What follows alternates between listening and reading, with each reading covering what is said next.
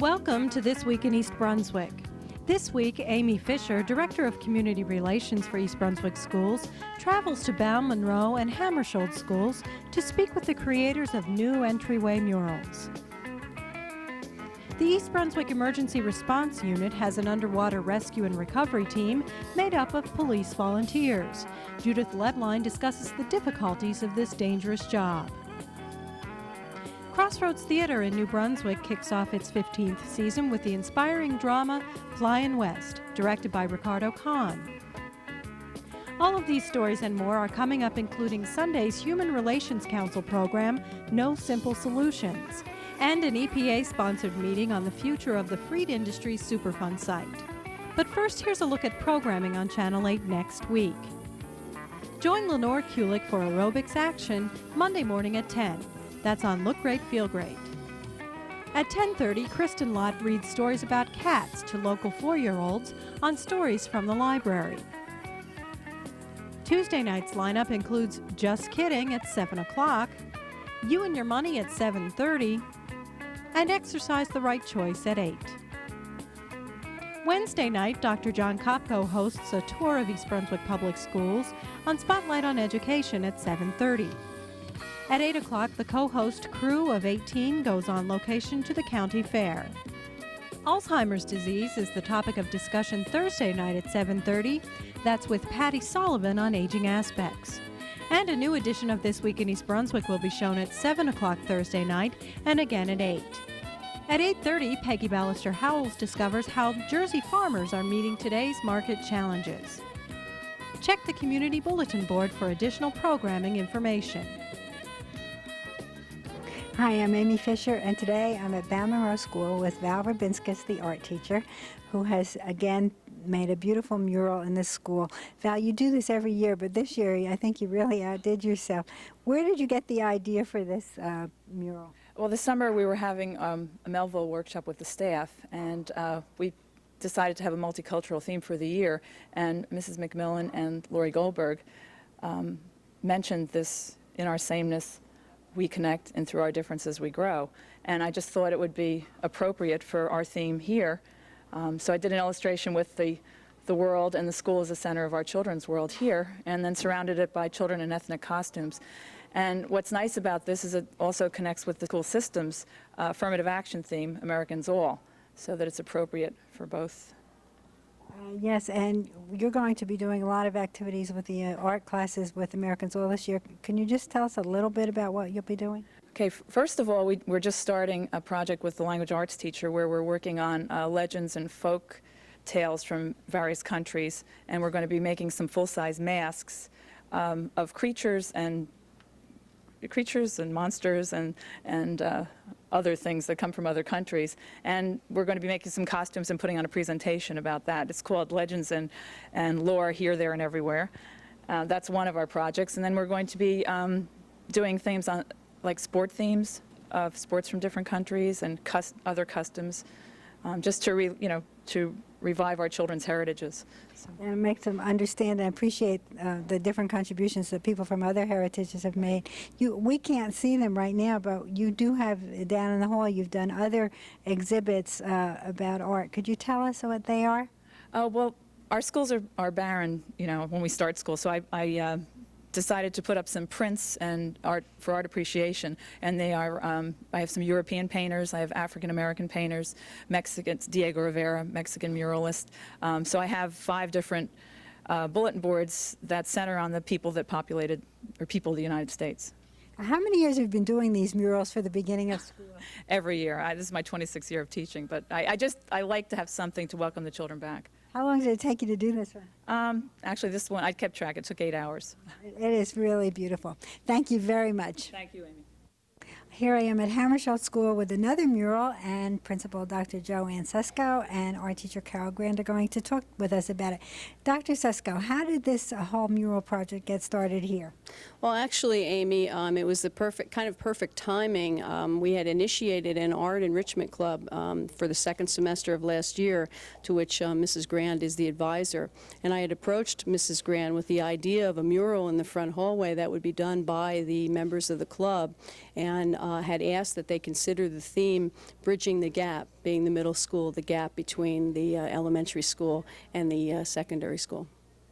That's really nice. Mrs. Grant, how long did this mural project take? The mural took several months, from about February to June. The students worked very hard on it. And how did the design elements get formed? Did the students contribute the design? Students contributed the design. Once the theme was set, we had some rough sketches and we talked about it, and then we all decided together what should be in the mural. How many people worked on it? There were about 15 people working on it, 6th and 7th graders. And we have two of the students who worked on it who are with us now. You want to come over here? Could you tell me your name? Melissa Nolan.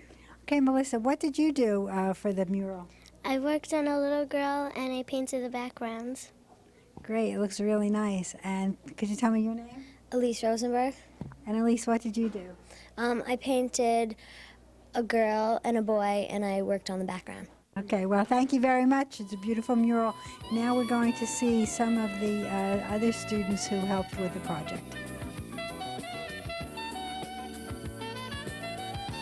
Most people are aware of the fine job done by the East Brunswick Department of Public Safety, but few are aware of a special team called the Underwater Rescue and Recovery Team. We're going to find out about them today. I'm here with Detective Sean Coleman, and he's going to tell us a little bit more about the Scuba and Recovery Team. Hi, Sean. Hi. Tell me about the team, and how do people get on the team? Well, the team was formed about 1974 by the department, and since then we've had a number of people who have been on it and gone on to other assignments. Basically everyone who's on the team is scuba certified, and they've done that on their own time, and as a result of that, and along with their police experience, they become a member of the team, you know, if they've been accepted by the captain and the people who screen them. Everyone here is a volunteer, and everyone who's on the team has no less than 10 years experience as a police officer. That's terrific. So they've all started out with scuba from their own interests and then added to their work experience now. Yeah, scuba starts out for these fellas as a sport or an adventure of some sort. All of these guys that are on the team are sport divers. That's where they got their start from, the wreck diving, sport diving, down in the Caribbean and off the Atlantic coast. Very few people know about the team. What type of responsibilities do you have? We're basically a scuba recovery team. We get called out normally if there's a problem of a police nature involving evidence. We have criminals who may try to discard evidence by throwing it into any one of the lakes or streams in town, and we would be required to go and tag it and follow all the procedures we normally do with handling any type of evidence. And the other function we perform is we do from time to time have someone who drowns in this town, and we do have to go and locate that person. That certainly isn't a pleasant task, I know, but it must be very difficult because most of our bodies of water are dark in color. Yes, they all are. We really don't have any clear streams or clear lakes here. Most of what we do is almost total darkness. We go down and it's strictly a matter of feeling with your hands what you're looking for. And in most cases when you're called in, it's already late, so you know that it's going to be, the outcome is not going to be as pleasant as other experiences that you've had. No, it's usually not the outcome we would want. What types of trouble do people get into on our lakes? Well, the most frequent problem we see is that people come down, boaters and fishermen particularly, they come down, they can't swim but they feel safe within the confines of their boat. Somebody gets up and moves around, the boat tips over, and these people are now in the water and they're panicked. They don't know how to swim and they didn't bother to wear life preservers. We would have a lot less of these incidences if the people who didn't know how to swim did wear life preservers, and even those who think they're good swimmers wore them anyway. Now our lakes are very cold and very deep, and I don't think people realize that either, and there's quite a bit of currents, especially in the South River. Yes, there are, and a lot of these lakes also have undergrowth, almost a seaweed type, if you will, that you can get tangled in, and it's a frightening experience, especially for people when they are submerged. Their head goes underwater and they can't see because it is so dark. It's very frightening and just induces a further panic. Have we helped other towns that aren't as well equipped or have volunteers like yourself that are willing to do this? We have gone out on occasions with other towns. We tend to stay just within the confines of East Brunswick, but we have gone to some of our neighboring communities to give them a hand when they request it. We had a classroom segment earlier this morning. We're preparing for the extreme cold weather. We were working out some plans and procedures for ice diving and extreme cold weather recovery should it become necessary. And you have gone on down under the ice? Yes, we have. That must be very dangerous. It's very cold, and this in general can be a dangerous sport. I think you'll agree it's a dangerous job, and we're lucky to have them do it for us. For This Week in East Brunswick, I'm Judith Lebline. Crossroads Theater Company in New Brunswick has opened its 15th season with Flyin' West, a story inspired by the real-life, all-black pioneer town of Nicodemus, Kansas. Don't you think Frank is fine looking? He'll do. I want all my babies to look just like him. He ain't that pretty. Do you think I'll be a good mother? You better be. They ain't gonna be too old for many babies by the time her and we'll get through dancing around each other, and Sophie's too mean for anybody to marry, so I'm counting on you, baby sister. None of this makes any sense without the cheering. It would be hard to have a child way out here. Oh, there are far worse places than here to have a baby. I'd have given anything to have had my babies in my own little house on my own piece of land with James pacing outside and the midwife knowing what to do to ease you through it. Is that too tight? It's perfect. I was only 13 when I got my first one. They wanted me to start early because I was big and strong. So when my womanhood came on it, it took me out into the barn and put James on it. He was older than me and big. They already had shearing off half the women on the place, my James. Woo! That first time he was hurting me so bad, and I was screaming and carrying on something awful, and that old overseer just standing there laughing and watching to make sure James really doing it. He watched us every night for a week. And after the third one, James was trying to whisper something to me real quiet while he doing it. Well, I was so surprised I stopped crying for a minute, and I hear James saying, Leah, Leah, Leah. He just kept saying my name over and over again. Well, I think Flying West is special because the playwright, Pearl Clegg, has been able to take us back to 1898 and deal with issues concerning race, racism, sexism, power, land ownership, control, love, family, home, and be able to present those issues and the people in the play in such a way that they really resound in 1993. Now that Crossroads is celebrating its 15th anniversary, what do you feel the company has accomplished? Ooh, I think in our 15th year, we have accomplished having gotten here, still standing. It's actually something that shouldn't be and can't be understated because, you know, over the last few years there have been a lot of theaters just die, arts organizations in general, because of the economy, because of dwindling support. But I'm really glad that Crossroads in year 15 is able to look at its roster of friends and supporters and be very, very proud, not just of how they have arrived from many geographic locations, but also who they represent, the diversity racially, culturally, in terms of generations. I'm very, very happy that in year 15 we have such a mix. I'm also very happy that we have the ability to represent the very best in African American theater, you know, in this country, and you know, looked at as a leader. We are not at a place where we are in competition with anybody. None of us are. We are here to do the very best we can. And in this facility, as beautiful as it is, it has given us state-of-the-art quality and ability on stage, and yet it, for the last couple of years, has been 4 big walls, you know. And in year 15, we have turned it into a home. We have really warmed it up. We've brought wood in, and fabric in, and life in, and people, and music. It is now a place to celebrate life, not just bring to the attention excellence on stage. All of that working together, I think, makes year 15 at Crossroads very special. Min tells me you're a mulatto.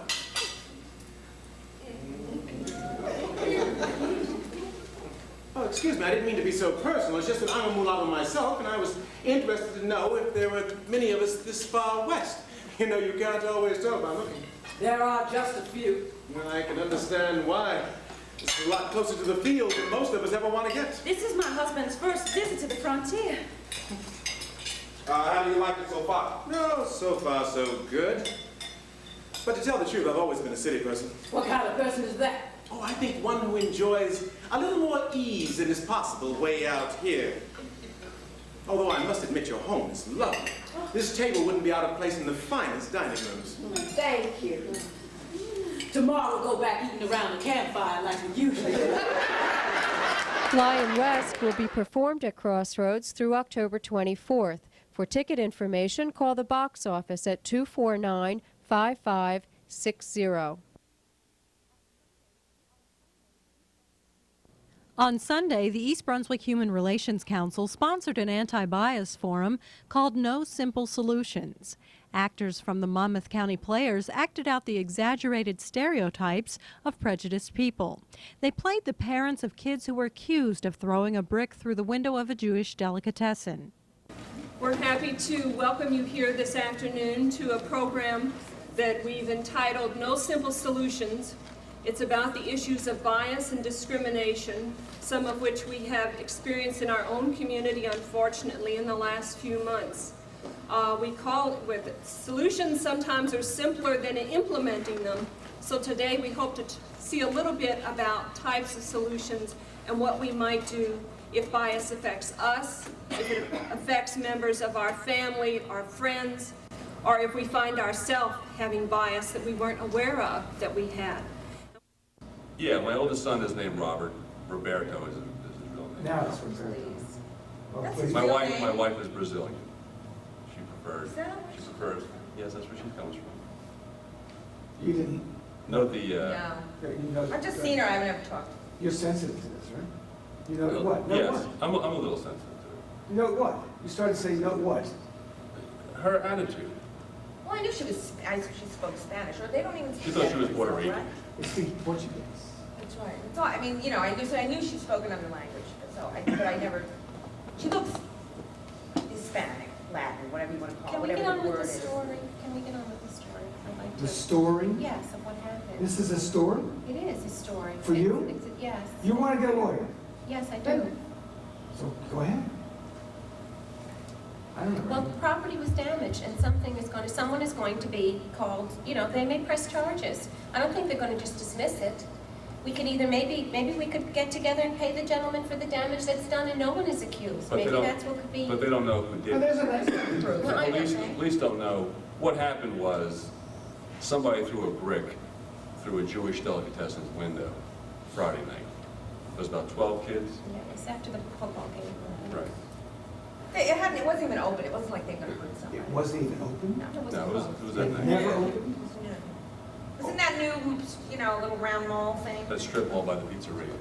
Yeah, and it was... There was a whole group of kids. You know, after the football game, Your son was there? Yes, he was there with her daughter, Debbie, and they were with the crowd, and evidently someone... And the police took all of the children, and my son was included, and you know, he's not involved really, and I want to make sure that he's not involved, you know,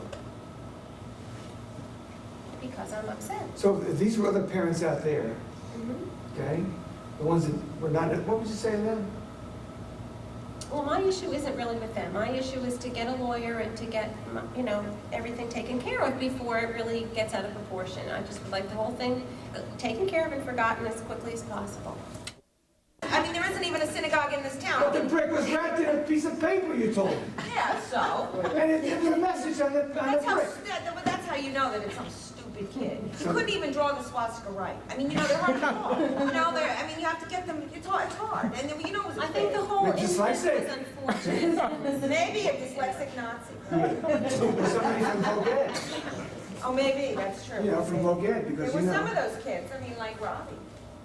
Now, what does that mean? What does that mean? Well, Well, you know what it means? I'd like her to say it, though. Oh, you want to say it right up front? No. well, they get into more trouble, those kids. The kids from Vogue, Right. Vogue Tech. Right. They get into more trouble. Yeah. How come your kid is such a good student? Debbie. Good genes. Good genes. Gaetano, you're not talking, She's a right? good student. No, she's a good student. She's She a good cares about her student. work. She, And you give a lot of support, a lot of as much as I can. It's hard.